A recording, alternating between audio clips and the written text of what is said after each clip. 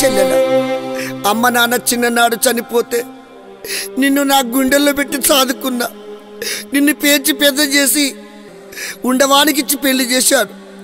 నువ్వు అత్తగారింటికి పోయినాక మా అన్న పేదవాడు, మా అన్న నాకేమి ఇవ్వడని వచ్చే పండుగ పబ్బాలకు నాకు రాకుండా నా ఇంటికి రాకుండా ఉంటావా చెల్లెలా?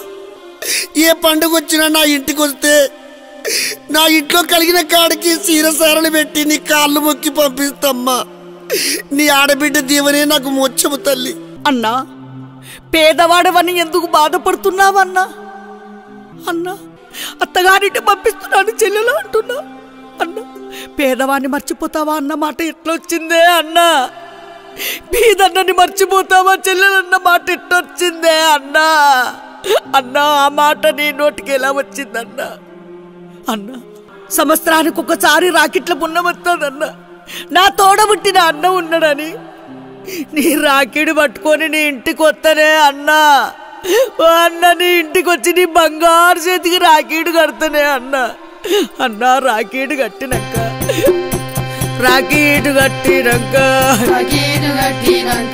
నీకు పంగు చాపుతా అన్నా.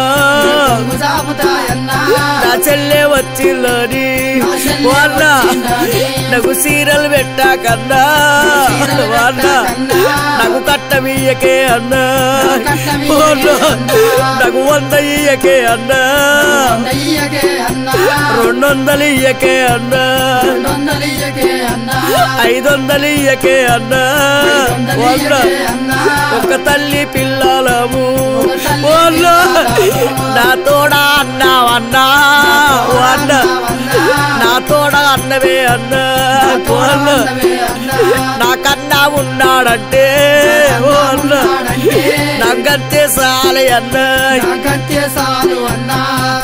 అన్నా, అన్నా, నువ్వు కట్నాలు కాணிకలు ఇవ్వకున్నా, నాకు పెట్టిపోయకున్నా నాకు సరే అన్నా. అన్నా, నేను ఉన్నంతసేపు నీకే ఆపతి ఏ కష్టం రాకుండా ఎల్లకాలమును చల్లగుండాలన్నా. అన్నా, నీకే ఆపది రావద్దన్నా. అన్నా, ఓ అన్నా, అన్న నేను అత్తగారింటి పోతున్నానన్నా. నీ కాళ్ళు మొక్కుతా అన్నా. నీ దండం పెడతా అన్నా. నేనొక్క చెల్లెనే అన్నా. నన్ను సాదుకున్నవే అన్నా. వాళ్ళ పేచి పెద్దగా చేసి అన్నా. నా పెళ్లి చేసినవు అన్నా. అత్తగారి ఇంటి కన్నా నన్ను సాగనబ్బవే అన్నా. వాళ్ళ పుట్టడు ఉన్నా గాని వాళ్ళ పుట్టిల్లు అంటేనే అన్నా. నాకు పుట్టడాచలే అన్నా. నిన్ను మరసిపోను అన్నా. ఎంత పేదవాడవైనా వాళ్ళ నువ్వు బీదవాడవైనా అన్నా. నేను అత్తగారింటికి వెళ్ళిపోయినాక నీకు ఎలాంటి ఆపద రావద్దన్నా, ఎలాంటి కష్టం రావద్దన్నా. అన్నో, నీకేమన్నా కష్టం వచ్చిందనుకో నా ప్రాణం అలా ఆడిపోతుందన్నా. నా అన్నకి ఏ ఆపద ఏ కష్టం రావద్దని ఆ దేవతలకే నేను పూజలు చేస్తానన్నా. అన్నా, అన్నా, ఈ నేను వెళ్ళిపోయినాక తల్లిదండ్రి లేరా, దిక్కు దీవు ఎవరు లేరా, నీకు ధీర చెప్పేవారు ఎవరు లేరా? ఈ కమ్మల గుడిచెలో నువ్వు ఒక్కడవే ఎలా జీవించుతావన్నా? నువ్వు ఎలా బ్రతుకుతావన్నా? అన్నా, నీకే ఆపద రావద్దన్నా, చల్లగా జీవించాలన్నా.